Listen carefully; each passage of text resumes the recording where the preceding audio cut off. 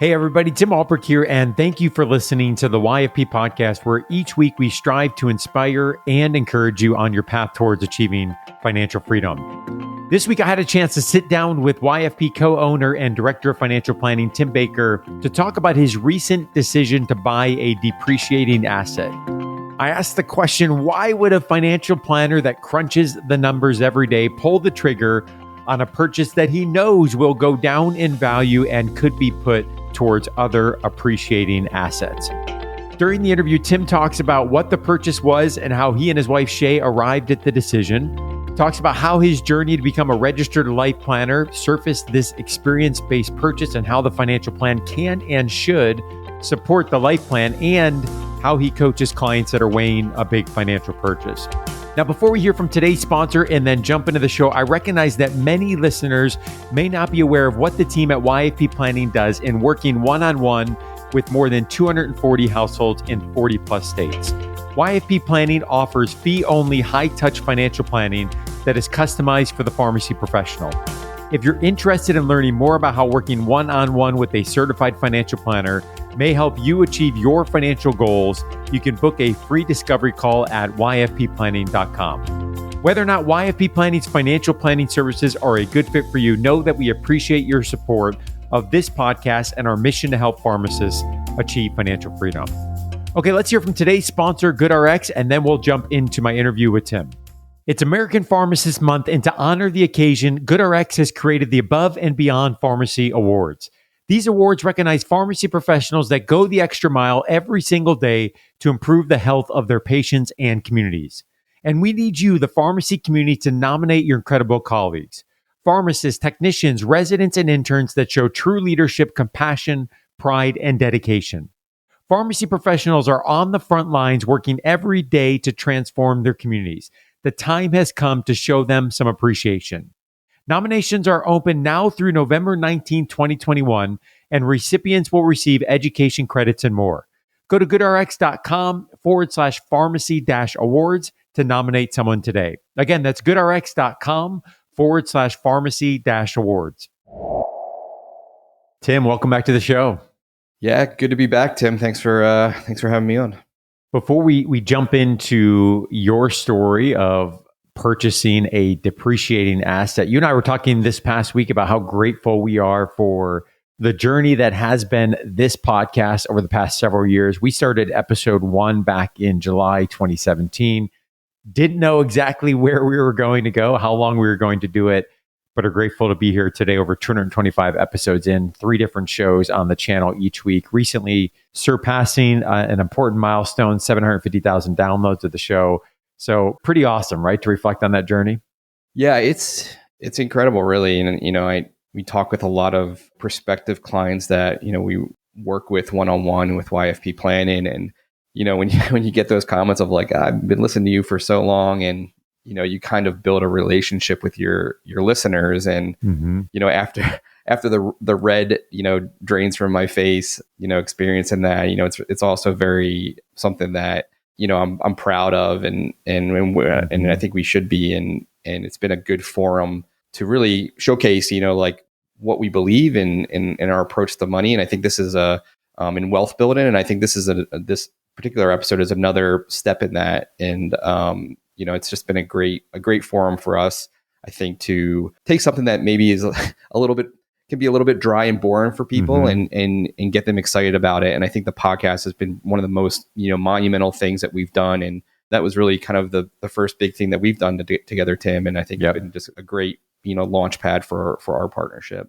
Absolutely. And one of the great joys we have is, we get periodic emails from those that are listening and say, hey, Tim, I was listening to this podcast and I did this, or it inspired, me to take some action or to work towards this goal. And, those mean so much to us. I think the goal with this podcast is to hopefully inspire, to motivate, to educate. And we believe this topic is a lifelong journey. It's something that we practice in our own lives, and am hopeful that folks find it as a source of inspiration. So all this to say thank you. Thank you to the community for listening, for staying with us, for sharing the good news with others as well. And we appreciate those that have been listening to the podcast, and many who have even contributed with being a guest on the show.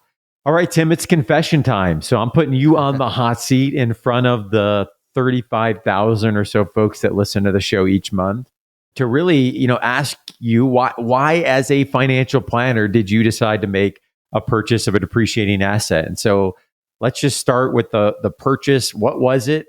When did you make it? And give us a little bit of the why behind that. Yeah. So my wife and I, we purchased a Class C Thor motorhome over the summer. It's about 30, 31 feet. Sleeps 10. So it has a bunkhouse, bunk over the cab, kitchen, bathroom, the whole dinette, the whole nine. And yeah, we purchased it over the summer from a guy here in Ohio. And it was a long time coming. Well, I wouldn't say a long time coming. It wasn't. Mm-hmm. But that was the purchase that we made. And for someone who is very much, thinking about finances and things like this and growing wealth, this was not necessarily a move that helps in that department. Lots of storage costs and repairs, and it's a 2014 with about 40,000 miles on it. Storage, insurance, the tax that we paid on, all that stuff, adds up. But probably one of the better decisions I think I've made, even, and it's early, so, check in with me later, but I think just great in terms of what I think this can do for our family and the experiences that we can have. And that's really the crux of why we decided, to kind of pull the trigger on this. So it's been over a month right now, maybe even two. Yeah, I think we bought it in August. Okay. So we're recording here in October. I think August was when we purchased it. Yeah. So and back up, this was something, and I give my parents a lot of credit growing up. When I was preteen, my parents bought. We first had a travel trailer growing up, so we had one of those old conversion minivans and a travel trailer, and we took a trip. When the three of us were, I think, preteens. I have an older brother and a younger sister, and we did 4 weeks. And I grew up in South Jersey, kind of outside of Philadelphia, and we did a 4-week trip to as far west as the Grand Canyon, Mount Rushmore, the Alamo, Yellowstone. And for me, that was transformational. And I think that's one of the words that I would use for this episode is really that. And, it kind of really changed my perspective of, wow, this when you drive west, there's just the topography, and there's just so much to see, and people are just different and they speak different. And it really broadened my, I don't know if I would say worldview, but at least my domestic view of the United States, and really kind of lit a fire for me to want to travel and see other things. And, we did other trips outside of that, and my parents would take it up to West Point, for football weekends. And it was always a great reprieve, being able to go inside and kind of hang, chill and not always be buttoned up in uniform and things like that. So I kind of just equated that to freedom. And for a while, I was like, man, I would love to do this I was first thinking when I retire. So when I'm in my 60s, 70s and, get a big old rig and drive around. But I just started thinking more and more. And as I went through my experience with life planning, really kind of changed my perception or at least my timeline, so to speak. So Tim, I want to talk for a moment. We talk on this show before I know the planning team does as well, is, anytime you're making a significant purchase, or any purchase for that matter, it means you're not doing something else with that money, right? So the economic term here being opportunity cost. So, as you're looking at making this large purchase, I know I've heard you talk about real estate as a goal, obviously something that you and I are both bullish on and see a growing interest in our community, and in large part why we've got the podcast that David Bright and Nate Hedrick are doing a bang up job leading each and every Saturday. So whether that you could look at, say, hey, could this money go to real estate? Could this money go into long-term investing or a brokerage account? Could this money go into the 529 account? I think this concept of opportunity cost is we often talk about it in terms of the dollars and making a decision, but I think there's also an opportunity cost in not making decisions as we make the connections of how our life plan is supported by the financial plan. So just to nerd out here for a moment, if you were to put 40 or let's say $50,000 and save that for 40 years at 8%, that's $1 million. So there's the $50,000 purchase, and then there's that hidden cost of what that could be if that money were to grow over 40 years. So just talk us through that process as you evaluated this purchase. I suspect others might be thinking the same as they're weighing big purchases. Like, how did you both consider the opportunity costs and then eventually get to the point where, you overcame just the mathematical aspects of it to determine that this was the right decision for you, for the family, and the goals that you guys have?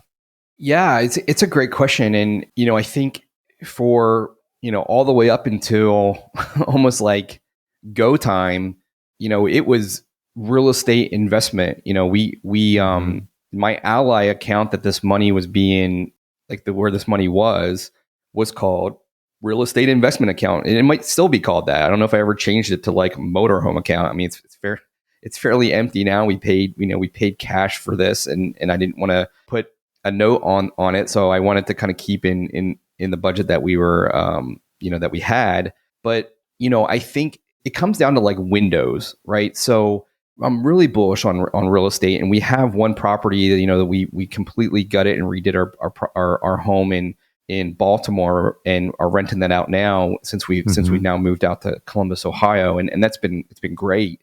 And I definitely want to do more of this. But when I say windows, it's kind of windows of time. And that's what life plan is really about. And, specifically about the length of, the length of your life. But in this case, when we sat down and we were looking at our plan, I asked my wife, Shay, I was like, is this really what you want to do? And she's like, yeah, of course it is. This is the plan.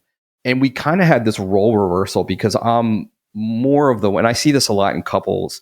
I'm more of the person that is thinking like long term and making sure that, we're doing what we need to do to have a wealthy life in the future. And my wife is typically like, hey, we got to make sure that, we're doing, we're living our life today. Yeah. But in this case, it was kind of a little bit of a role reversal. And I asked I asked a question, is this really what you want to do? And she's like, well, yeah, that's the plan.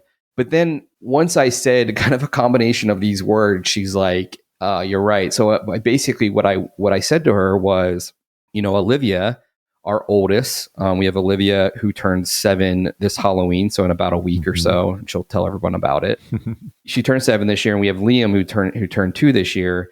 What I was examining, I was kind of thinking about this, is that we only really have with her, I don't know, 6-7 years maybe until we're no longer cool. Like she doesn't want to hang out with us. You get to those teen years, and you're running out of time, Tim. Yeah, we're running out of time. Sure. And I thought about that even with like the trip that I took. My brother, 2 years older than me, he was kind of right on that pre-teen, and we had a good time. But I don't know, like a summer or two after that, I don't know if that trip would have worked.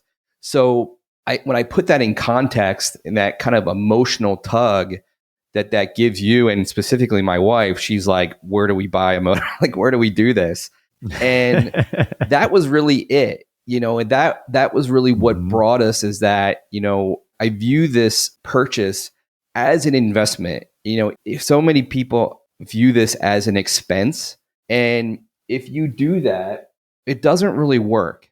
And believe me, there are lots of expenses that are tied to this. But if you view this as an investment, a memory maker investment, that's where it works. And I've had conversations, we kind of bought the motorhome with my sister and her family in mind. They have twins that are a little bit older than Olivia, and our boys are about 10 days apart, so they're like best bros. So we kind of bought it with them in mind, hoping to share this with their family as well. But they've actually been thinking about buying their own and kind of doing big trips and like taking a year or that and all this kind of stuff. And for them, it's hard to get through. Like they're doing it down to the penny in terms of expenses. I'm just thinking, like, it's just tough. That's a tough sell. It is a tough sell, and I get it. Like, as a financial planner, it's good to do that. But for me, this was really about letting go a little bit. And again, I know in the back of my mind that, we're going to be okay for the future. And we're doing a lot of things in that regard. And we have a fully funded emergency fund and all of those things. But to me, the emotion, which is what drives our choices of, I want my kids to experience similar things that I was fortunate enough to experience as I was growing up. And I think we only have a window of time. And not to say that when she's a teen and things like that, but like when you're camping, like to me, it's close quarters. Like you really gotta love your kids and your family, and I think it gets harder as you get to be a little bit older. But that was the impetus, really, and a lot of that really is rooted in my own life planning journey of how we got to even make this transaction. So, such a good reminder, Tim, about, if we only look at the numbers, and here you're talking about one thing, I would argue that, applies to other things as well, where, if you're looking at this only as an expense, we would never make these life planning decisions, right, or these decisions that support the life, right? I mean, I gave the numbers. If instead of buying a motorhome, whether that's, 40, 50, 60 or whatever, let's call it 50, if instead of buying the motorhome, you save 50,000 and you put it into a long-term savings account and it grows for 40 years and you have $1 million, and one, we're looking at 50,000 of a purchase that's going to go down in value and has other expenses. And in the other, we're looking at an investment that's appreciating and is going to be worth $1 million or more. But what we're really trying to highlight through this journey and through the discussion around the planning process and the importance of bringing out these goals and visions that you have for your plan and for the family and for you individually is that it can't just be about the numbers and the expense. And Tim, you've mentioned a couple times now life planning. Tell us more about what is life planning and how did your journey in going through not only your own life planning, but ultimately being registered as a life planner and being able to use that skill set for clients of YFP planning and training the rest of the team. Like, what is that life planning process, and how did going through that journey ultimately lead you down this decision here? Yeah, so I found out about life planning, kind of George Kinder, who's kind of the founding father of life planning, and his 3 questions. And it's something that once I went through the 3 questions myself years ago, I immediately incorporated that into kind of our goal setting. We call it script your plan at YFP Plan, and that's what we're doing is we're kind of saying, okay, now that we know kind of where we're at, we've gone through a get organized, where is all the, what do the finances look like? Let's talk about where we want to go. So we do the 3 questions with clients now. But I think for me, it was powerful to go through that myself when I was answering those questions. And I found out that, there's a registered life plan and designation, RLP, that I just finished this year. Mm-hmm. And really it's been a couple years in the process that I, have been going through that. What life plan is, just to back up, is they say it's kind of financial planning done right. It's really about putting first things first. We often live our lives by like a paradigm that is not ours. It's been kind of something that's been dictated to us over the course of our lives. Get good grades, get a good job, mm-hmm, earn a lot of money, that type of thing. But for a lot of us, we kind of get stuck in that, and we can sometimes fall into this state of not really examining our lives and not really saying, like, is this really what I want? Is this what I'm doing right now? Is this what a wealthy life is? And again, it's not just about the ones and zeros. It's about what are you passionate about? What enriches your life? So years ago, I went out to Arizona and I did the first step, which was the 7 stages of money maturity, which kind of focuses on listening, believe it or not. So as planners, we need to shut up. And so much of us, we see like student loans. Okay, this is what you do, and here's a plan.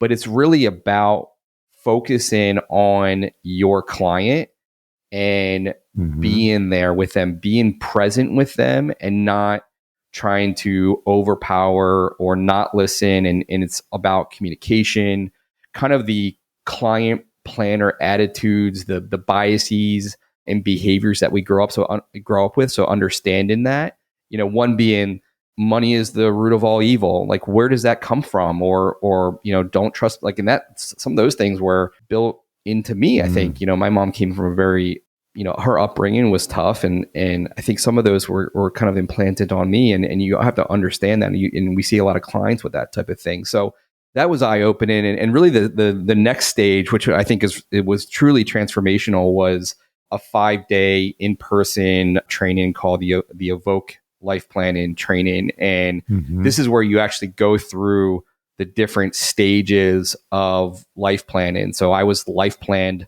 myself, and I life planned my partner, Dan. So shout out to Dan. And I think this for me was very transformational. I kind of went into that training not knowing what to really expect, but came out saying, like, I am burnt out. My schedule is not mine. Kind of what I'm doing right now is not healthy. And from there, I changed a lot of things. But the big thing that I took away from that was my vision meeting, which is the second, it's all about uncovering your kind of most exciting, meaningful, and fulfilling aspirations. And when Dan went through that with me and lit my torch, it was about the motorhome and doing that with my family. And I still remember that meeting like it was yesterday.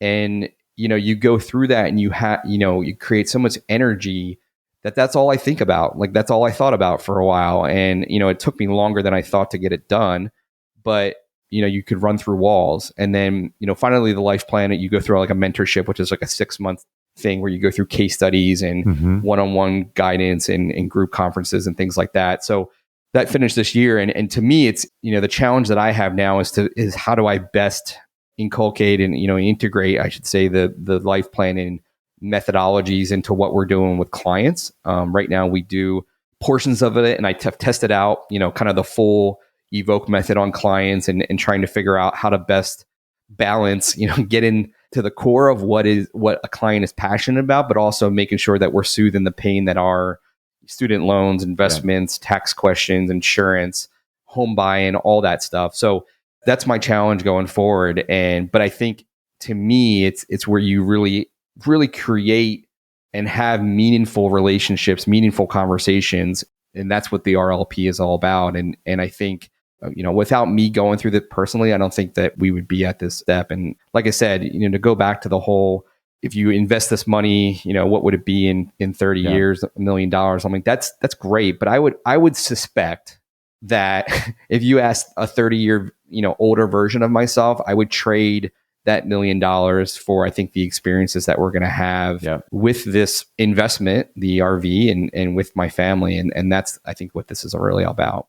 And I think that's what a good coach does, right? What you just mentioned there is, ask that question or ask the right set of questions that get somebody thinking about what might my, 30-year into the future self think of this looking back. And, I think there's some good accountability in that process. I'm great. I think as you've gone through the RLP and just briefly, scratch the surface here, I think that has really enriched the planning process. And obviously you see in the value of that, being able to bring that efforts to clients of YFP planning. So I'm grateful for that. Tim, I'm looking at your credentials now on LinkedIn. You're starting to look like a pharmacist with all these, letters after your name. Alphabet soup. Yeah, I know. I'm working on a few others. I was gonna say, you got one coming down the pipe, right? The RICP's coming. So yeah, if I can study, if I can get studying for it. Yeah. I mean, I think, one of the things that one of our core values at YFP is optimize you. And, I've been in organizations where it's stagnant because, hey, we figured everything out and we've seen everything. And I think that's just poison to an organization. So, I'm not necessarily one for designations just to get them, but I look at it in terms of, what can this provide to our practice? How can this further benefit the clients that we serve? And, I think that is important. And, having that, and it's funny, I always kind of go back to the story. When I graduated from West Point, I'm like, well, that's it. I'm done with school. I never have to pick up a book or do anything. And, really that changed more when I became an entrepreneur. And now I read all the time and listen to podcasts, and I'm always trying to figure out ways to do things. And I think, that's the message really even to our clients is keep evolving and you keep, sharpening the saw to speak and so to speak. And, I think that it leads to more of an enriched life, but also, I think it just can continually improve your skill set. And again, like the RLP, the registered life plan, and there are financial advisors that have taken this training and have stopped being financial advisors. Like all they do is the front end life planning, and then they hand it off to advisors. And I actually thought of like even doing that internally is, having just life planners that are doing this front end work that, it's a form of planning, it's a form of coaching, and then hand it off to our CFPs to kind of, put a lot of that into practice. So it's an option that, I've been playing around with. And I think the cool thing about this is you don't have to have all the other financial designations to do this. But to me, it's how do we further enrich ourselves, enrich the lives of our clients. Yeah, and you mentioned Kinder and the 3 questions. We're going to link to those in the show notes for those that want to dig a little bit deeper. And for those that are hearing this in real time saying, hey, I'm really interested in having a financial plan that also considers some of what we're talking about here around the life plan. We would love to have an opportunity to talk with you to see if the services offered at YFP Planning are a good fit for you and the financial goals that you have. We do a free discovery call. You can learn more, schedule that at yfpplanning.com. Tim, talk me through the process, not only that you use, but in coaching clients of YFPP that are making a big financial purchase, right? Could be a home, whether that's first home, investment property, a vacation home, could be a car, could be a motor home. What questions are you prodding to help them reflect upon that purchase that hopefully leads to a situation where there's a purchase that has confidence behind it and not one that leads to buyer's remorse? I think that, this is a process, right? So you can't look at it in a silo. I probably wouldn't have made this type of purchase, without a good solid foundation. So like, cash emergency fund, a good savings plan beyond that. I think doing well on the investments, solid, stable job, all those things. But beyond that, like what we often ask clients is, if we get into the DeLorean, the imaginary DeLorean, and we go ahead 5 years, like what does success look like? And if we look back at those 5 years, and I like to kind of equate age with that because I'm turning 40 next year, Tim. So like in 30 years, I'll be 70, which is kind of like where my parents are. And, my dad's a little bit older than that. So like trying to put myself in their shoes and like, what do I want to accomplish? Because it's the further away it gets, the harder it is for us to kind of like feel that time. So I think framing it and just for a lot of us, it's actually just sitting down and actually asking some of these questions of ourselves. Like I said, I always tell the story when I was, my first job out of the Army was with Sears Kmart. So I would drive to work in the dark at 5 a.m. and I would drive home in the dark at probably 6 at night or 7 at night or something like that. And those drives I would never remember. Like I would get in my car and I was on autopilot. And so many of us, like that's our life. Is like we're not really thinking, it's kind of an automatic thing. So like even asking ourselves these questions. So I think it's that's part of it. It's just going through that process and examining, is this what we want to do? And if it's not, what the heck are we doing about it? So like one of the things I say to prospective clients, we might go through the wealth building stage of the financial plan and we'll do a nest egg calculation that says, hey, Tim, you need $5 million to retire. And that's typically where they look at us like we have 5 million heads, right? Because it's a big number that's in the future that doesn't really mean anything to me. So, we go through the process of kind of discounting that back to a number that says, okay, if you're putting this into your TSP or this into your IRA or this into your 401k a month, you're on track or you're off track, right? So we can kind of break that down into more of a digestible number to see if we're trending to that goal, given, a handful of assumptions. But the point of this story is if we do work together for the next 30 years and you don't have 5 million, you have 7 million, 8 million, 10 million, whatever that is, that's great. Like those numbers are bigger than 5 million. But if you're miserable because you look back at that list of all the things that you wanted to do over 30 years, 20 years, 10 years, whatever that is, and you haven't done anything and you're miserable because of it, or you're disappointed, the question I would ask you is, what's the freaking point? That's right. Like why get this education? Why earn this money? Why pay down this debt? Why invest or whatever? If we're not going to intentionally direct it to the things that matter to you most. And I don't think that I'm going to be on my deathbed and I'm going to say, I wish I would not have bought that RV. I just don't think that in my heart of hearts because of I just think about the reaction that my daughter and my niece has had just when we pulled that up. And even the 2 camping trips that I had, I think I snapped a few pictures and texted them to you, Tim, even in our first camping trips. It's going to be an adventure. And to extrapolate that out, like that's our lives. Our lives are adventures, but we have to be willing to take it, and seize it. And I think that's what life planning really tries to get to the surface is what is that adventure and taking that road and not necessarily adapt to a paradigm that's not yours. Yeah, and you talked about that. I think there's some really practical things, right? Making sure, do I have a good foundation in place? We talked about that on episode 212. What does it look like to have a good, strong financial foundation in place?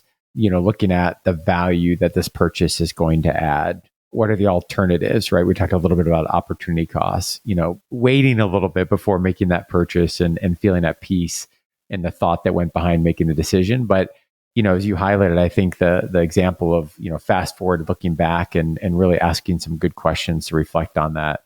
So important. So you mentioned that, if I heard you correctly, it's the Thor, right? So, which is great. I just see like Tim Baker behind the wheel in the Thor and think of the Thor films, which is fantastic. Yeah. Where has it gone so far? Where is the Thor going in the future? Yeah. So we've just done basically weekend trips in Ohio. We've just done camping sites that are within a few hours drive.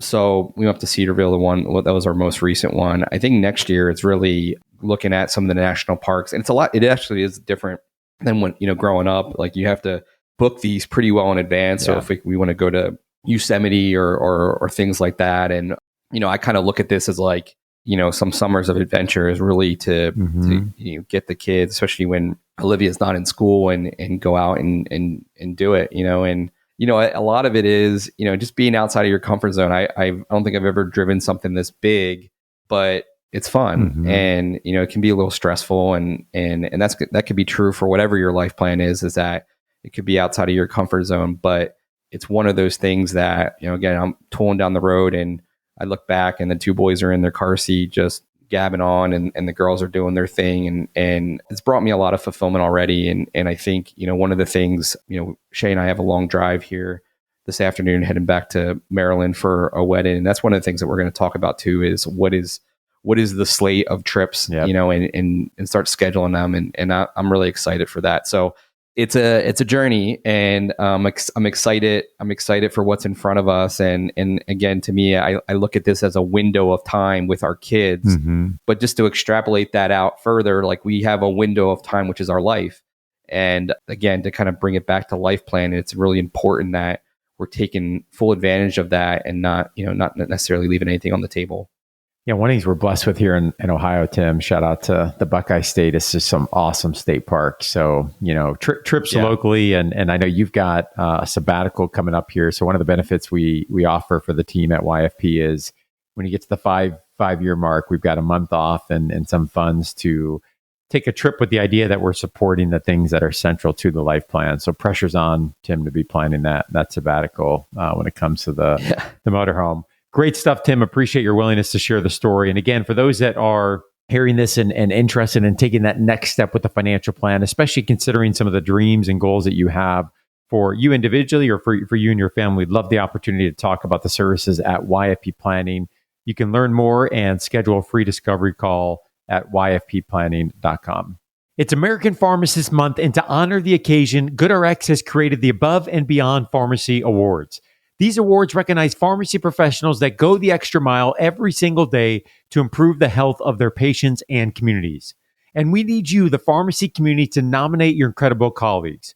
Pharmacists, technicians, residents, and interns that show true leadership, compassion, pride, and dedication. Pharmacy professionals are on the front lines working every day to transform their communities. The time has come to show them some appreciation. Nominations are open now through November 19, 2021, and recipients will receive education credits and more. Go to goodrx.com/pharmacy-awards to nominate someone today. Again, that's goodrx.com/pharmacy-awards.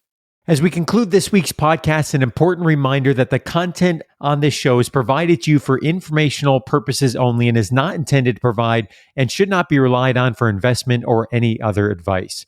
Information in the podcast and corresponding material should not be construed as a solicitation or offer to buy or sell any investment or related financial products.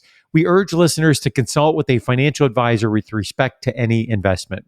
Furthermore, the information contained in our archived newsletters, blog posts, and podcasts is not updated and may not be accurate at the time you listen to it on the podcast. Opinions and analyses expressed herein are solely those of your financial pharmacist unless otherwise noted, and constitute judgments as of the dates published. Such information may contain forward-looking statements which are not intended to be guarantees of future events. Actual results could differ materially from those anticipated in the forward-looking statements. For more information, please visit yourfinancialpharmacist.com/disclaimer. Thank you again for your support of the Your Financial Pharmacist podcast. Have a great rest of your week.